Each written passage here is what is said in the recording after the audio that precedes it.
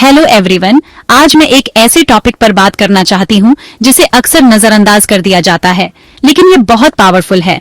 Inner transformation.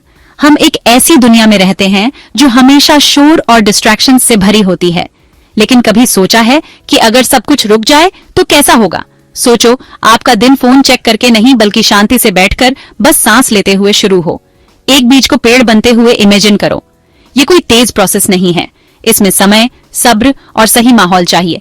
उस बीज की तरह हमारी पर्सनल ग्रोथ भी एक धीमी और स्थिर जर्नी है। ये दूसरों से अपनी तुलना करने या बाहरी वैलिडेशन पाने के बारे में नहीं है। ये अपने अंदर झांकने, अपना रास्ता खुद ढूंढने और उस पर लगातार मेहनत से चलने के बारे में है। एक नदी के बारे में सोचो जो पत्थरों के बीच से अपना रास्ता बनाती है, जोर से नहीं बल्कि लगातार बहते रहने से। नदी हमें सिखाती है कि असली बदलाव समय के साथ आता है। ये आगे बढ़ते रहने के बारे में है, भले ही हर दिन थोड़ा थोड़ा ही क्यों ना बढ़े। अब एक ऐसे इंसान को विजुअलाइज करो जो मेडिटेट कर रहा है, रिफ्लेक्ट कर रहा है, अपने अंदर की शांति ढूंढ रहा है। यहीं पर जादू होता है। जब हम डिस्ट्रैक्शन से दूर होकर अपने अंदर की दुनिया पर ध्यान देते हैं तो हमें चीजें साफ दिखाई देने लगती हैं।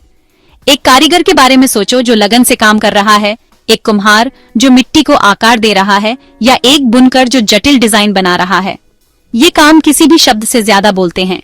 ये मेहनत, लगन, क्रिएशन के शांत पलों के बारे में है जो गहरे रिजल्ट्स देते हैं। एथलीट्स ये बात अच्छी तरह जानते हैं। हर मेडल, हर जीत के पीछे कड़ी ट्रेनिंग, डिसिप्लिन और त्याग की कहानी होती है। ये एक रिमाइंडर है कि सफलता रोज की आदतों और अनुशासित प्रयासों पर बनती है। क्लैरिटी के बारे में बात करते हैं। शीशे में देखने के बारे में सोचो।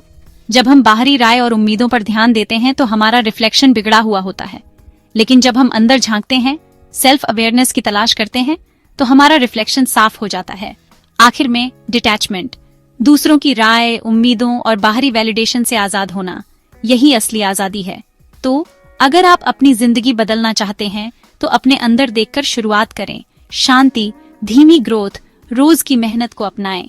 याद रखें, ये इस बारे में नहीं है कि आप कितनी तेजी से जाते हैं, बल्कि इस बारे में है कि आप कितनी लगातार आगे बढ़ते हैं।